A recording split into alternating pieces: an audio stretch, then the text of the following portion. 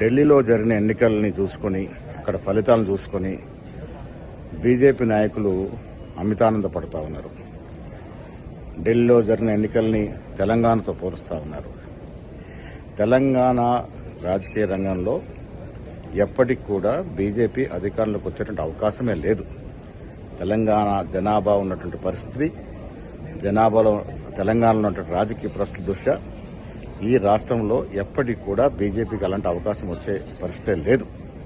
తెలంగాణలో కాంగ్రెస్ పార్టీ ఇస్తున్నటువంటి 6 గ్యారంటీలు, రైతు బంధు, రుణమాఫీ, ఇందిరమ్మ ఇల్లు, రేషన్ కార్డులు ఇవన్నీ కూడా ప్రజల గుండెల్లో ఇవాళ నానుతున్నటువంటి సందర్భాలు. ఇంత చక్కటి అభివృద్ది కార్యక్రమాలు, సంక్షేమ కార్యక్రమాలు ఇస్తున్న కాంగ్రెస్ పార్టీని ప్రజలు మరొకసారి గెలిపిస్తారని చెప్పడంలో ఏమాత్రం అనుమానం లేదు. బీజేపీ నాయకులు కంటున్నట్టు పగటి కలలుగానే మిగిలిపోయే అవకాశం ఉంది. ఇక కేటీఆర్ పరిస్థితి, బీజేపీని అభినందించలేక లోపట ఆనందపడుతూ ఆయనకాయన ఊహాలోకంలో మాట్లాడుతూ ఉన్నాడు. కేటీఆర్ శకం ఈ రాష్ట్రంలో ముగిసింది.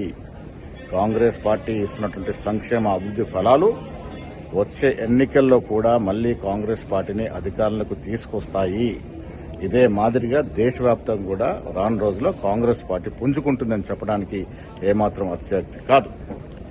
రాష్ట్రంలో ఉన్నటువంటి పరిస్థితులు, ఢిల్లీలో ఉన్నటువంటి పరిస్థితులు వేరు. దక్షిణ భారతంలో కర్ణాటక గాని తెలంగాణని కాంగ్రెస్ పార్టీని ఆదరించినారు, భవిష్యత్తులో ఆదరిస్తారు.